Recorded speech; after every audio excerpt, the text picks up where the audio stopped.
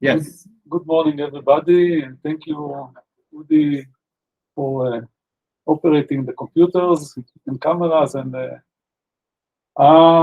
okay, so I will talk to you today about interaction of bacteria with plant roots, which is most of what we do in the lab right now, and it will be even more intense in the near future. I will start with a very short, very short introduction, telling you that in a spoon of fertile soil, we have up to 10 to the 10 cells, microbial cells, not all of them bacteria, and also a lot of kilometers of hyphae or fungi, all in this very small spoon. The diversity, not only the number of the cells is enormous, also the diversity is very high. נראה לי עדיף שתהיה פה ליד המיקרופון. אוקיי, רגע, אז שאני לא אפול. Okay, so also the diversity is enormous, 10 to the 5 different species, a little less in Israeli soils, which are much lower in organic matter, so less food for the bacteria. And our lab main aim is usually to understand and also to use soil and plant root microbiome for the benefit of agriculture. And this is the last slide, I think, on introduction. Microorganisms take part, but actually even drive almost everything, all the processes in the environment as a whole, but also, of course, in soil. And rednecks like us, we care about agriculture and soil and water, which constitute mud. And this is so I will just show you only things that are related to agriculture. Okay, nothing. No, this is the last slide of introduction. There are numerous ways in which microorganisms interact with a plant as a whole, but also especially in the roots. I will not have time to go into all of them, and we don't work on all of them. I will just show you data on 3 of them. The main one is that the plant release or secrete or exudates an enormous amount of organic matter to the soil to control and manipulate the microorganisms, the microbiome as we call it now, that interacts with it. So in some cases, up to 40% of the photosynthates are secreted through the root to the root environment, which we call rhizosphere. So I will talk about the microbial communities that are attracted to the roots and take over the roots or colonize the roots, depending on which minister you talk about. So colonizing the root is something that we're interested in. I'll talk a little bit about root pathogens, and I will talk a little bit about enhancement of growth, plant growth by bacteria and their compounds. What I will not say, I will not even use one word, one name of bacteria, okay? Not Nitrosomonas, not Droromonas, not Drorococcus, nothing. I'll just show you. I will spare that for you. You deserve better than suffering Latin names of bacteria. I will talk about 3 relatively simple to explain projects in plant growth promotion. These are using single bacterial strains that we isolated in the lab. So growth promotion, plant growth promotion, minimizing abiotic stress and disease suppression. So biotic stresses, abiotic stresses, and plant growth. I will then go into very complex ecological systems, but I will simplify them as much as possible because first, we don't have the time, and second, you don't care. So I'll do it as simple as possible. I'll talk about plant root microbiome and focus a little bit about nitrogen cycle and irrigation with treated wastewater if we have time.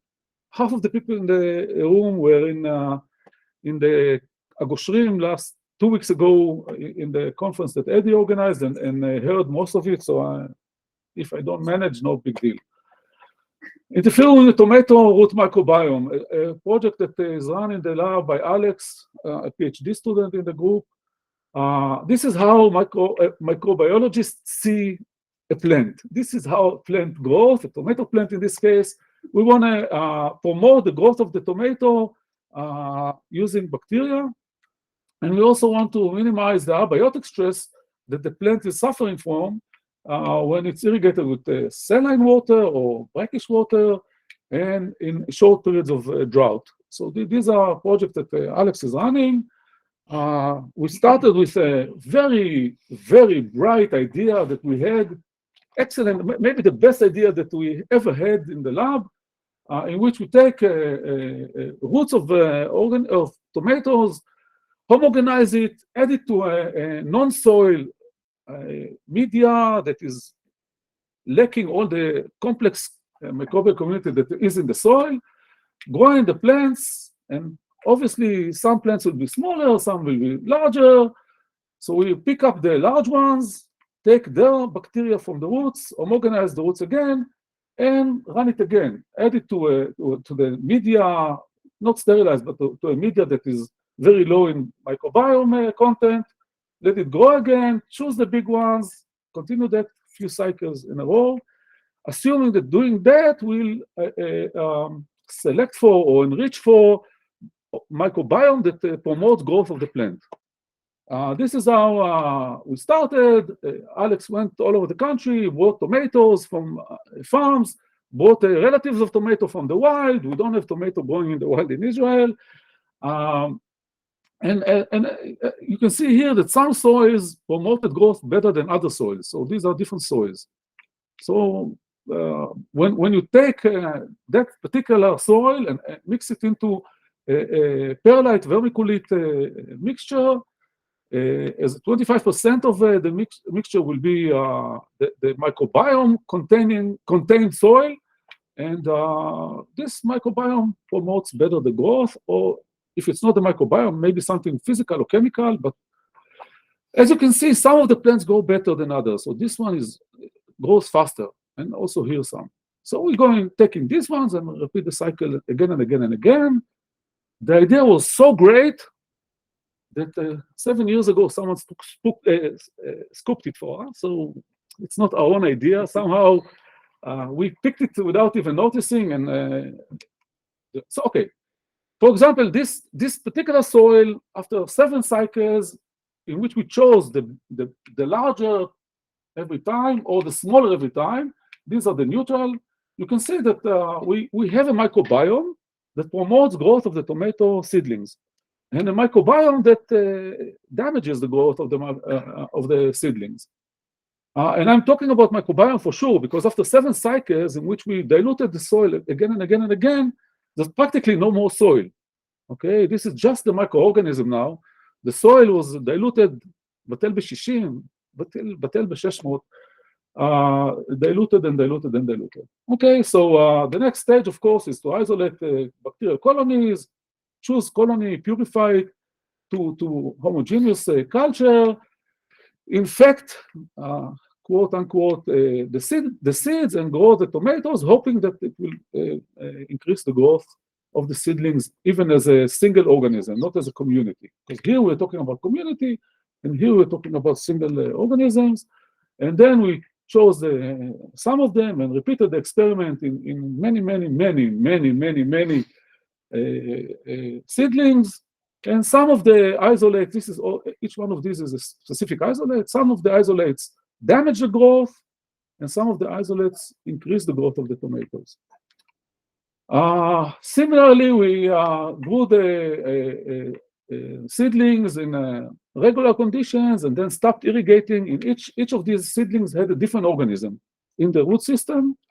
And when we stopped irrigating, we noticed that at least one of these organisms, in many repeats and duplicates, we don't see them all, but makes the plant die slower, okay, or wilt, and there are many ways that this can happen. Some of them are good, some of them are bad. I'm not going to go into it. I just want to say that we still, when we try to go into real life, not small pots or seedlings in small pots.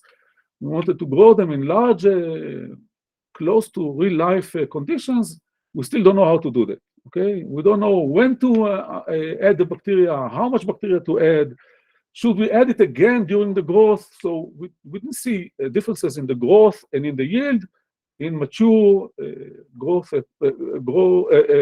big grow plants in large, very large pots. But we are working on that, so hopefully it will happen eventually. Another example I want to talk to you about is a project by, what is your name? David in the lab is another PhD student that is working on Panama disease, a disease that kills banana plants all over the globe, and it's now considered a threat to global growth of banana, which is an enormous market and a very important food source for some countries. This is a Fusarium pathogen that attacks the plant. David isolated a few bacteria from roots of healthy plants. You can see the bacteria in the middle as a line. And when the bacteria grew, he added the fungi in two sides. You can see where he put the fungi. And you can see this is a bacteria that did not damage the growth of the fungi. So the fungi grew all the way up to the bacteria itself, and sometimes even go on top of the bacteria. And some of the hundreds of bacteria that he checked did that. So inhibited the growth of the fungi by releasing something to the media. Okay, some bacterial compounds was released to the media and inhibited the growth of the fungi. He isolated quite a few, and this is how it looks in the experimental system. This is a healthy banana that never saw the fungi, and this is 5 or 6 replicates of the plant that did infect with the fungi. So this is a positive control, negative control, and you can see these bacteria that were amended in these spots delayed the effect of the fungi. Okay, so it did not solve the problem at all, but it did delay the development of the fungi and the disease. So what we did now, we grew the bacteria. This is how bacteria look in a tube, and then he centrifuged it, got rid of the bacteria and took only the supernatant containing all the compounds that the bacteria released to the environment. He took it, added to fungi, and was looking for bacterial compounds that will kill the fungi or inhibit the fungi, and not those that will allow the fungi to grow as they usually do. We have a spectrophotometer in the lab that can incubate for a long period of time, 96 well plates. In each one of these locations, we have a fungi. It's genetically modified, so it has a GFP, a green fluorescent protein in the hyphae. So we could add the compounds of the different bacteria to all of these and see which one inhibited the growth by looking at the fluorescence in the wells. And this is an example of one of these experiments. Different compounds of different bacteria, not compounds, growth media, spent growth media, in which bacteria grew, different bacteria grew, and you can see here the fluorescence. So this is the control. This is the control in which the fungi grew well, because nothing was added. This is how fungi will grow in the system. This is a fungicide that kills the fungi, chemical fungicide that we are using as a control as well. And you can see some of the bacterial media did not do a great job, but some did very well. And this is an average of 8 different wells, so it's quite significant statistically. Okay, so there was this story and another story by Kobe, the third PhD in the lab right now, looks at not as compounds that are released to the media, that are dissolved in the media, but actually volatile compounds released by the bacteria to the atmosphere and their effect on the plants. In his project, mainly the growth of the plant and not disease suppression, but which is also happening. In this experiment, I will show you results of how these bacteria affected the growth of lettuce. And these are different bacteria in each of these sets. And you can see here that the weight of the plant is affected by the different growth of the different bacteria. So this is how big the plant would be in this condition. And this bacteria increase the growth. You can see it here. And this is an average of 24 repeats, so it's also quite significant. When we did it in a different plant in Nicotiana, tobacco, we could also see that in this experiment, you see in the left part, the plates without bacteria, and in the right part, the plates with bacteria. There's a plastic barrier that prevents diffusion from one side to another. So everything that will affect those seedlings will be volatile. So the bacteria in the right side will produce a volatile that will jump over the barrier and affect the plants. This is the same bacteria. So for those of you that are not microbiologists, bacteria phenotype will be completely different if you feed them differently, okay? So when we fed the bacteria with glucose, this is without the bacteria, this is the size of the seedling at this growth stage, without anything. So there's a media here with glucose, and this is how we expect the plant to grow. When we added the bacteria, the plants grew much slower. You can see much smaller root, for example, in this. This is supported statistically, but just look at the figure, this is sufficient. When we fed the bacteria with galactose, we saw an increase of the growth. So you can feed the bacteria with one compound and make it produce a volatile that will inhibit the growth, or feed it differently and get them to release volatiles that will increase the growth. This is very significant, of course. It's concentration dependent. So if we now have a compound that is purified, identified, and we use a pure compound now that is produced by this bacteria, and we can see that if this is the control, this is how fast the plant will grow at this length of time for the experiment. If we add a small amount of the compound, you induce growth, but if you add more, you will actually inhibit the growth of the plant. So it's concentration dependent. To be honest, a few months ago, we ran a huge experiment with 600 tobacco plants grown professionally by professionals that are not microbiologists. We exposed the plants to different compounds in different concentrations. It was done near Kiryat Shmone. The temperature was really high, and there was no effect for any compound at any concentration on the plants. Okay, so we still don't know how to take the lab results, the greenhouse results, the small pot results into the wild. And we suspect that since it's a volatile compound, in a very high temperature that was in the greenhouse, it just it didn't have enough time on the plants to affect. So we will try different things as well. The conclusion so far of projects that are running now in the group that interfering with the microbiome has the potential at least to solve problems in the agricultural arena. So this is time for coffee. I will now tell you a little bit about past studies that were already finished, are now waiting for a continuation in a new project. Maya Ofek, some of you still remember her, that was in my lab, did for specific idea. She looked at the roots of plants and stained them with either red for bacteria or blue for the plants. I'm lying a little bit, okay? Forgive me for lying a little bit, but what you see in red is the bacteria. What you see in blue here, for example, are the root hairs, okay? The yonkot in Hebrew that are basically extension of plant cells.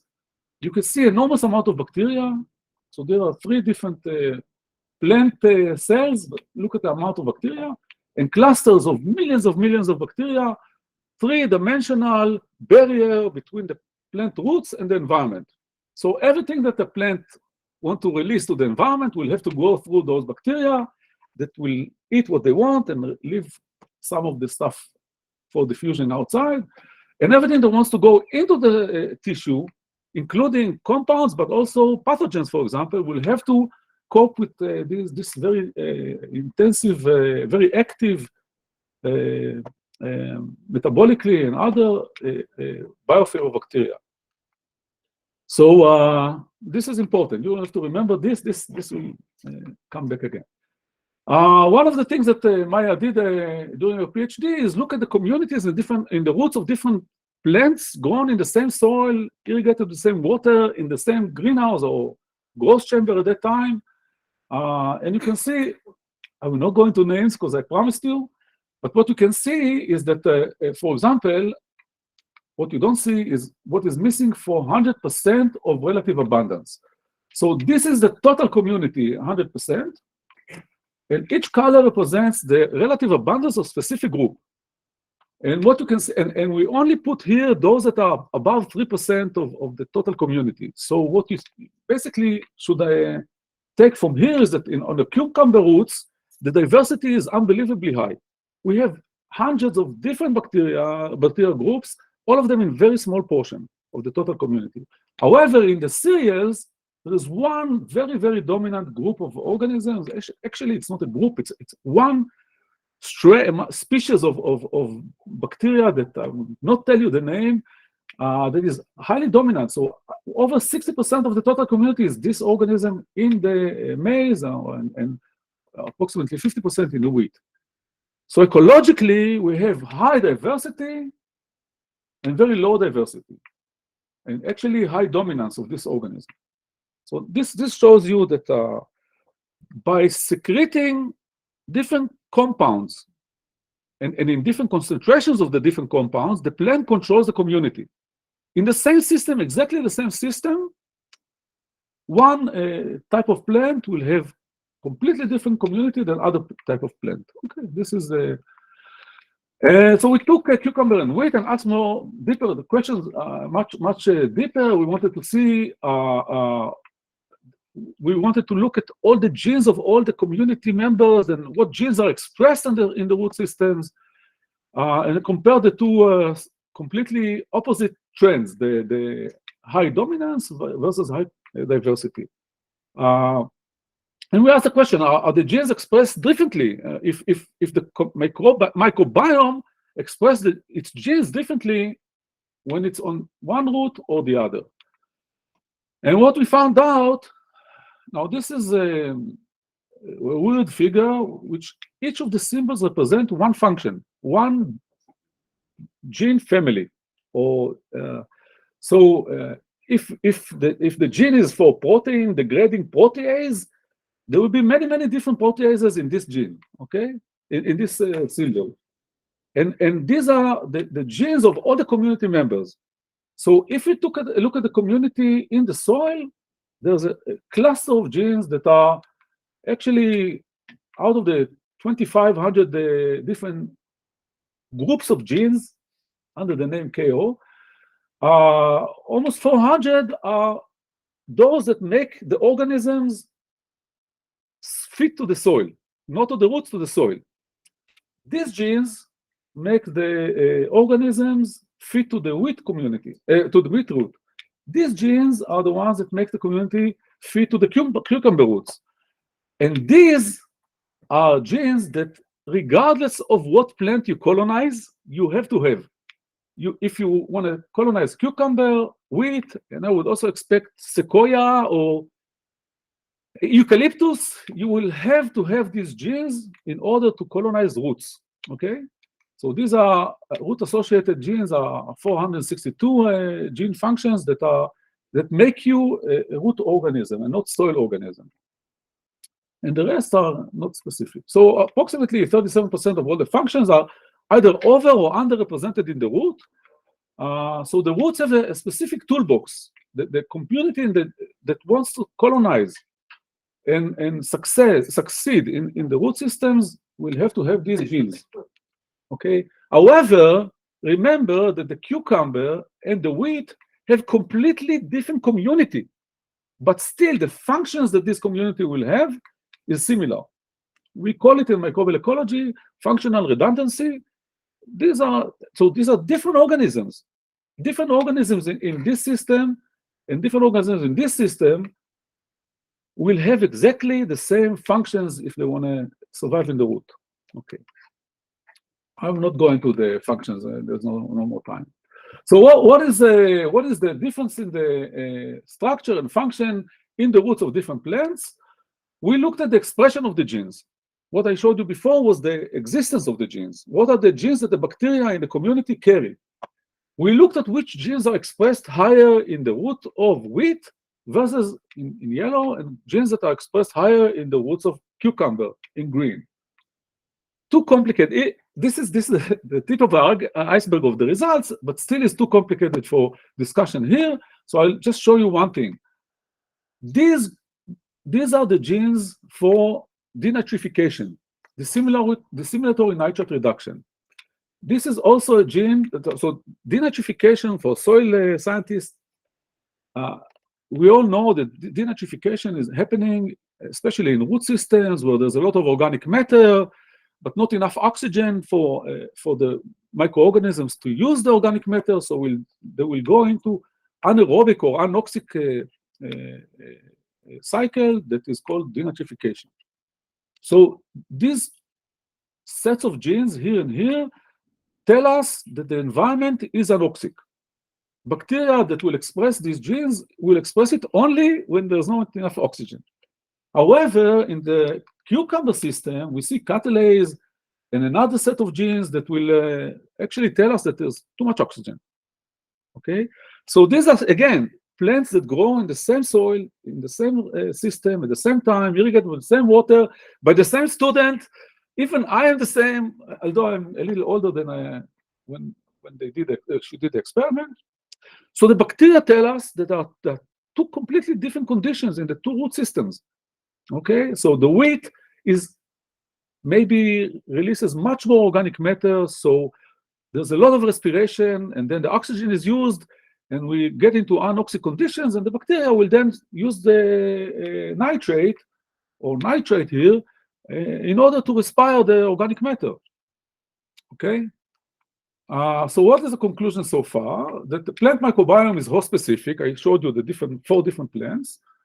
Plant-associated bacteria carry specific genetic toolbox. So because the genes of the bacteria that are on the roots are different. Some of the genes are different, completely different than genes in the bacteria that do not respond to the plant. Expression of a specific set of genes, expression. So these are genes that the bacteria express. If it will be hotter now, you will express genes that have to do with sweating. If it's cold, you'll express genes that will be involved in shaking and shivering to increase your body temperature. Bacteria also respond to the environment, and they express different genes. And the microbiome genes and gene expression can teach us a little bit about the condition in the root zone. And this is important. This is a very important take-home message. We can look at the microbiome and learn about the environment. How can we use this? Can we do anything good, make a difference? So I'll go back to denitrification and zoom in, and I'll show you that these are all genes that have to do with reduction of nitrate to nitrite, and then all the way to nitrous oxide. All those genes are expressed very highly in the system.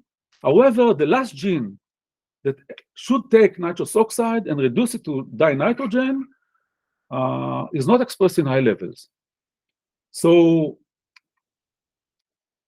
nitrous oxide is really the villain in the story.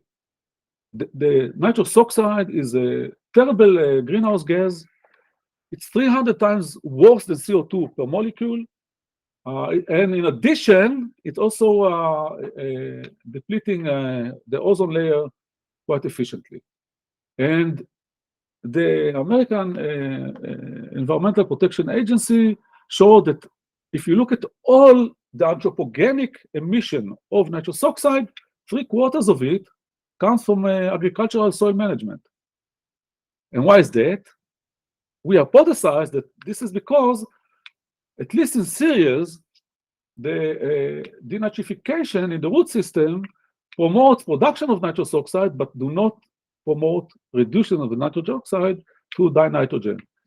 So dinitrogen is inert. We don't care about the emission of nitrous oxide.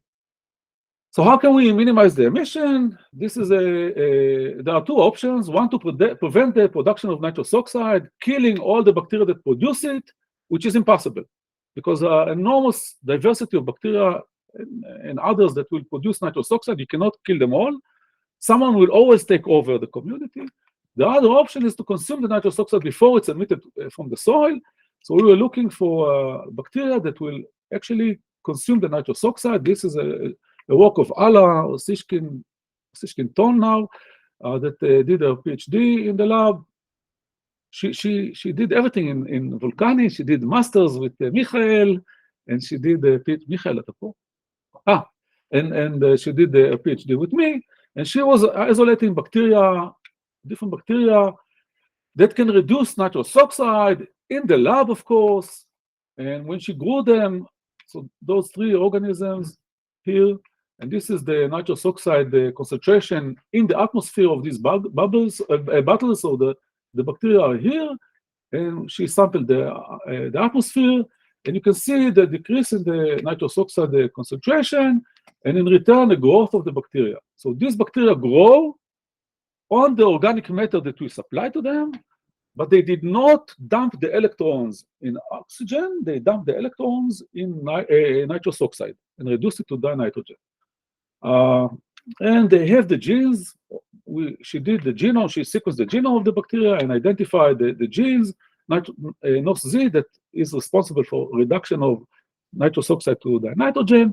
This is, so as much as we know so far, the only gene that exists that is responsible for reducing nitrous oxide to dinitrogen. So it was very nice to see that they have the gene, but we knew that they should have the gene because they actually reduced it chemically. Okay, so what did she do? She took soils in which she grew wheat, amended the different isolates to the soil, put the pots into a jar, and then incubated it, and see the bacteria here. It's easy to, we don't need microscope. You can see the bacteria like that. And then she sampled the atmosphere of the different plants that were amended with the different bacteria. But remember, these are natural soils that have all the bacteria that nature brings us. And in addition, an excess of the bacteria that she isolated, okay? So this is how the experiment really looked like. You don't see the plants because the pots are too small, so she folded the leaves and they grew all in a small growth chamber with lights and dark in the night. We did the experiment in two different conditions because in the soil we can either have aerobic condition or anaerobic condition. And we know that anaerobic condition promote denitrification. This is textbook. So we did it in ambient atmosphere, but also use nitrogen to flush the oxygen out. And what you can see here, that this is the results of the nitrogen. Do you see the light blue here, the bars? Okay. So this is the level of nitrous oxide emitted by the plants in the control when the nitrogen flushed the oxygen. So there's anaerobic or anoxic conditions, and these are 81 different jars with different plants in different pots. So this is a very statistically solid result. And you can see that this bacteria removed or decreased a little bit the emission, but this one actually decreased by 40% the emission of nitrous oxide when the bacteria was amended to the pots. And this is 53 different pots in 53 and in many consecutive experiments. So this is really And the asterisk here is, I don't think that I ever had any experiment that was so solid statistically, so many replicates, okay? This bacteria did nothing, actually. This is when the conditions are anoxic. When we had ambient conditions, so regular atmosphere, we didn't remove the oxygen, and of course, even in the control, there is a lot less emission, okay? This is textbook again. Bacteria will not do denatrification unless, when they have oxygen. They will always prefer oxygen over anything else. Anything else. Oxygen is the best electron acceptor in life, basically. So, so in the control, we had 30-something% ppm of emission. This one did not do any good. This one actually damaged, was even promoted more nitrous oxide emission. But this organism, remember, before in the anoxic conditions, this one was the best. But in oxic conditions, 14 removed more than 50% of the emission. Okay. Didn't play with the concentration of bacteria. We didn't play with the time of amendment. We didn't play with anything. She just grew the bacteria and dumped it into the soil and let it cope with the natural community and the conditions in the pot. And we couldn't continue much more because she, for some reason, wanted to finish her PhD. One note here, this study was recently funded, and we will do, together with Shachar and others, basically another experiment in which we'll do natural soils, we'll go to the fields, we'll do much bigger pots, we'll do it properly because I'm not very happy with how we microbiologists measure gases, and I trust Shachar much more, and we'll do it. Okay, so there's a new PhD project that we will start continuing amendment of these bacteria in more real-life conditions. What is the time now? How much? 5 דקות. Okay, so the conclusion so far is that microbial ecology can detect the problem in the community, and we can use microbial techniques to fix the problem sometimes. Okay, this is something that I showed in the conference in Abu Shrim. So just a little bit about treated wastewater irrigation.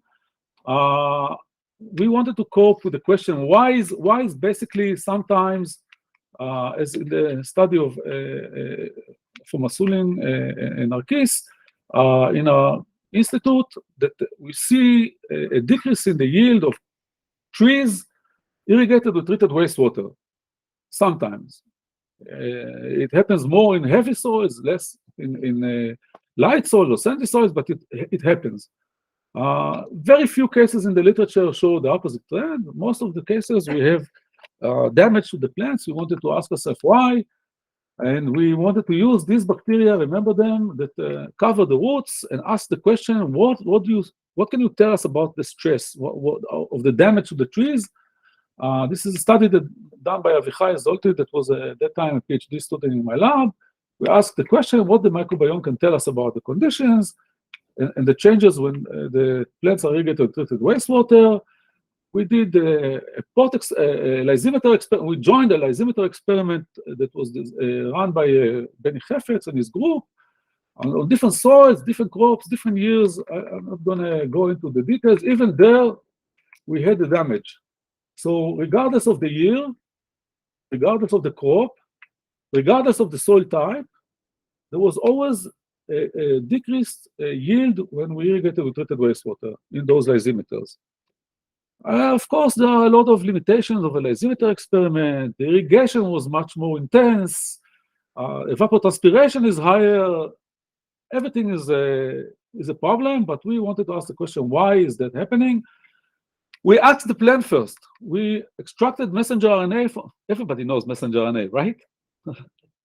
And it seems like we'll hear about it more soon because it increases again. We extracted the messenger RNA from the roots of the cucumber, of the lettuce and the tomato plants. looked at the expression of the genes and compared the expression when the plants were irrigated with treated wastewater versus freshwater, and these were always coming up, regardless again of the year or the plant type.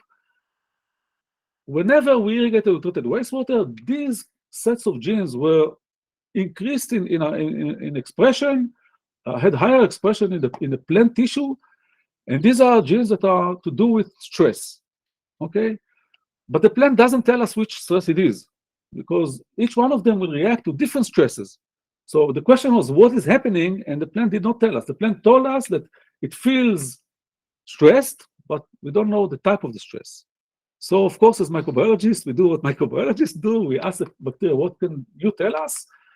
And this is the result. And since I don't have more than 2 minutes, I'll just tell you, these are the genes expressed in much higher level when the microbiome is growing on roots that were exposed to fresh water.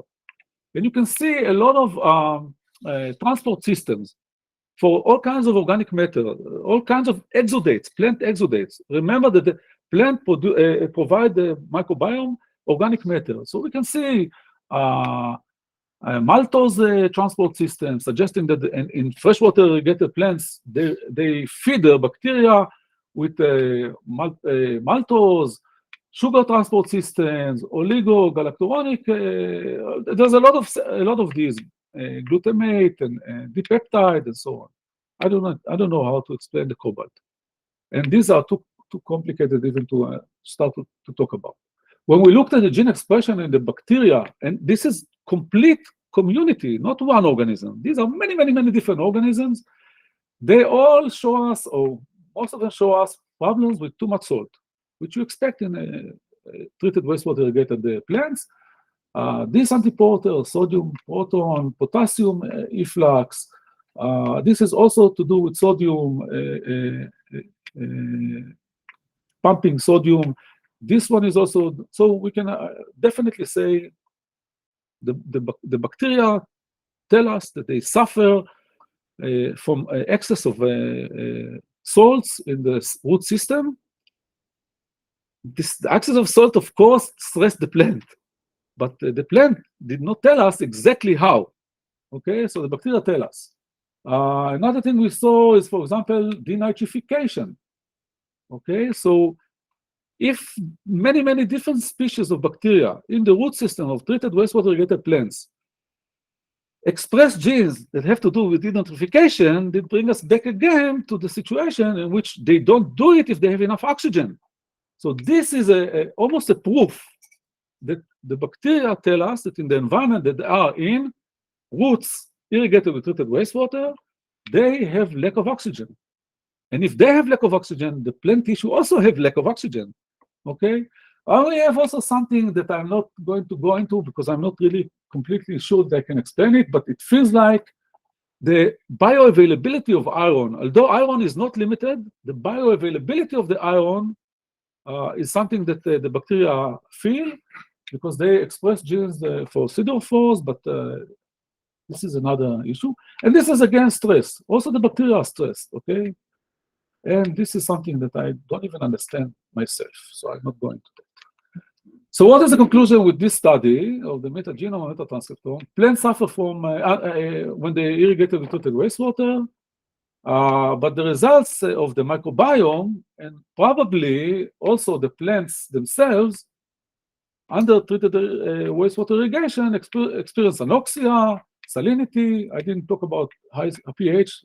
I didn't have time for that, and maybe also iron limitation, and most likely also changes in root exudation, because these genes that are expressed higher in treated wastewater irrigated microbiome are not expressed in high level when the plants are irrigated with treated wastewater, which may suggest that the plant's exudation is affected by the irrigation, and therefore the bacteria react to it. Okay. Okay, so this is one of the only occasions that I left the fluorescent bulbs in the lab and went to the field to do sampling with Avichai. The study was done with Yitzhak Adar and Stefan in UIC. Some of you remember Stefan here. Noah Sela helped us with some of the bioinformatics. And in the faculty, Benny Chefetz and his friends also were involved in the lysimeter study. And these are the projects I told you about are from many, many years, accumulation of many, many projects in many, many years, and these are the funding agencies that supported those studies. And the final conclusion is that knowledge is power. Even if you know ecology, it helps you, it can give you the ability to learn about conditions in the niche, detect problems and fix them. So even ecology is important. This is another take-home message. Yalla, thank you for listening, and I'm open for questions. Questions? Ellen. Yes. Okay. Thanks. That was very comprehensive. Very interesting. I kind of like to go back to the first part. Because I heard big on. It has to do with the issue of, and it occurs in a lot of different fields. Bioremediation, it tends to be bioremediation of soil, water. It's possible, it happens all the time, isolate bacteria that do something that you want. But they don't operate well in the field. When they don't do it well. So how, okay, it's obvious that a next step is needed, that something has to be changed. And the question is, so what is that next step? How do you envision in the future trying to overcome this barrier that has to do with formulations and so on? So soon enough, we will have a biotechnology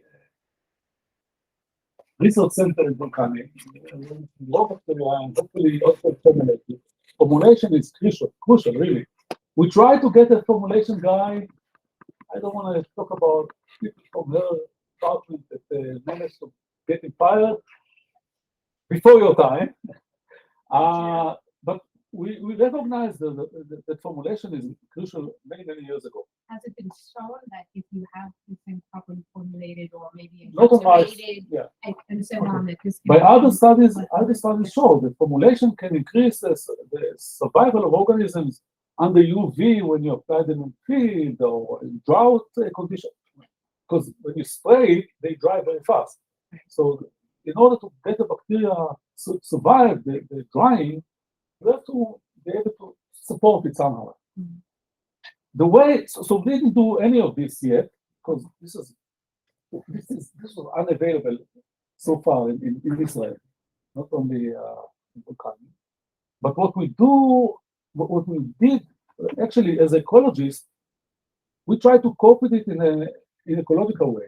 So the Panama disease bacteria were isolated. These are symbionts of banana. Yeah. We got them from the roots of banana, we'll put them back in the roots. Hopefully, they will take over the root and survive there. Because this is the niche that they grow in. Of course, they will have to cope with a lot of other conditions and other organisms and amoeba and ciliates that will eat everything. Okay? And with tomato, we also do that. We went to the roots. This is the basic thing. You don't take an organism from Alaska and apply it in the Sahara Desert. You have to think carefully about the conditions you want to operate in. So when we take an organism from wheat grown in Israel, from roots of wheat grown in Israel, they will go back to the roots and take over. Because this is what they know how to do, right? But it didn't actually work. I mean, it worked excellently in the nitrous oxide emission study. That was my next question about that specific experiment with that, because one of the bacterial isolates made the situation worse. Now, was that an isolate that was selected because it was seen experimentally that it made the situation worse, and so that was a type of control, or was this also one of the ones that worked excellently well in the test tube? So this is an organism that was isolated in a different experiment, but it's also a wheat root organism that was not selected based on the ability to reduce nitrous oxide in these conditions, although it has a genetic capability. Okay, so I didn't go into the details, but we were very worried about survival and so on. So we have real-time PCR that can measure the concentration of an organism. Okay, so we ran it. And when we appended the bacteria to the soil, within a week, they dropped by orders of magnitude, okay? However, when we looked at the roots, they increased on the root. So they actually did what ecology suggested. They are not bacterial organisms, as I showed you with the triangle, bacteria, soil bacteria like soil, root bacteria like root, although root bacteria also comes from the soil, but increase in abundance on the root. Okay? We saw it, it was amazingly nice that they went down in the soil, they went out of the root. We added another boost. Once again, a boost is something that we all know about again. We added another boost of the bacteria, they went down again in the soil, but went up again in the root. I'm not saying that we will survive forever. When we looked at the communities, Ala also did another study when she looked at the communities in the plant roots during growth of the wheat. And she showed that the different growth stages of the plant support completely different communities. Okay, so I assume that when the plants will be older, the exudation will be different, and therefore the community will be different. Yes. And going back to the beginning of your talk, you've shown that some microbiomes are conducive to the plant development, others are detrimental to it. And then I thought, maybe for different plants you can find the microbiome that is beneficial for the crop, and then maybe not so beneficial to weeds. Is this approach being tested? Because in tomatoes, one of the main challenges for growing in Israel today is the Egyptian brumate. Although some researchers claim they found the solution, in fact, it's still limiting the yield in field tomatoes. Can you find microbiome that's very good for the tomato plant and not very good for the brumate? So, first of all, I don't know. But second, if I come up with a proposal about it, please support it if you're in the committee. Because it's a very interesting question, of course. Well, going back to the question that Ellen asked, people sometimes, actually often ask me, will the bacteria that you have from Israel work well in Ukraine when growing wheat? Okay? Doesn't matter because the wheat doesn't export from Ukraine, but will it operate well? And I haven't tried it yet, or probably will never try it, but I expect that the wheat in the different conditions and the different soils with the different pH and the different temperature and everything will still exude the same compounds, release the same compounds to support the bacteria, and therefore a bacteria that was isolated from wheat roots in one place will probably be able to survive in roots of other wheat in other conditions, although I haven't tried it. It's just my hypothesis.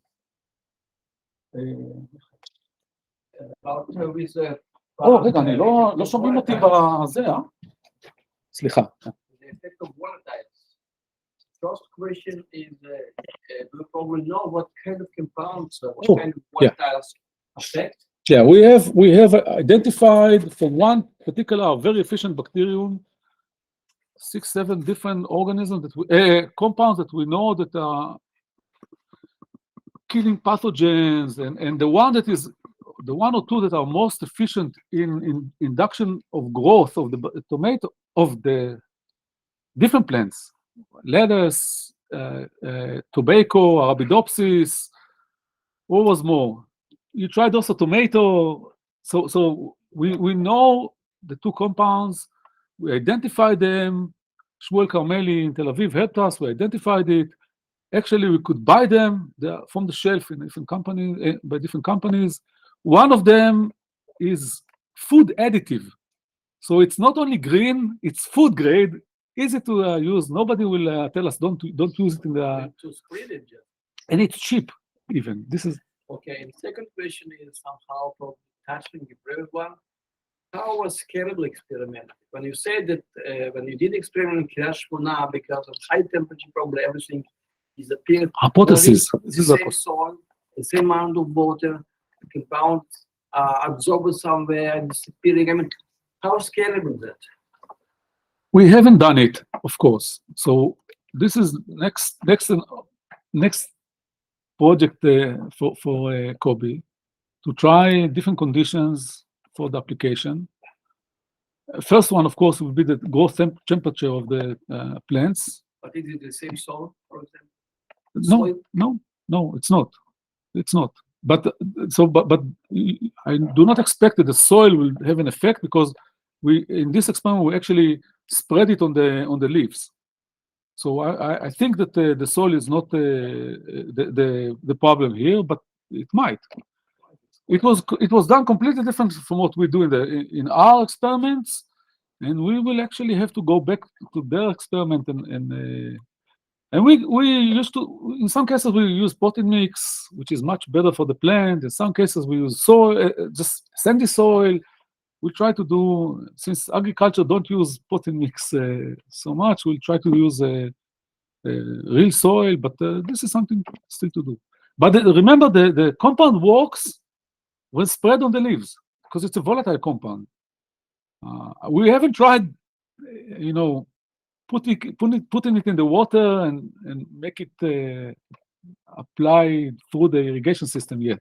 Also, one thing they want to do. פנחס הרים את היד ונעלם. Do you have an hypothesis about which mechanism is involved in the promotion of plant growth by microbiomes? Okay, this is an excellent question. So there's not one answer, because there have been different studies were showing different pathways. One of them, a lot of bacteria interfere with the hormonal status of the plant. We know that some bacteria promote growth of the roots. If the plant have a little more roots than the control, it's able to grow maybe faster under specific conditions. What we are worried, I didn't talk about it, but we were very much worried about the plants that survive drought, whether the bacteria actually close the stomata and will make the plant survive longer, which is basically good when you dry, but it's not good for growth eventually of the plant. We checked it and it's not the case. So a lot of bacteria interfere with a lot of pathways within the plant, inducing resistance to pathogens, supporting mineral nutrition. We all know about nitrogen fixation, but also iron availability, potassium, phosphorus is very commonly addressed by bacteria and fungi. So yeah, nutrition, hormonal, and others. We hope that our bacteria will do something new that was not described in the past. This is what we hope. Yeah. Okay, I think we should. Okay, תודה רבה again. Okay, thanks. טוב, רגע, זה שייך לזה. רגע, אופס.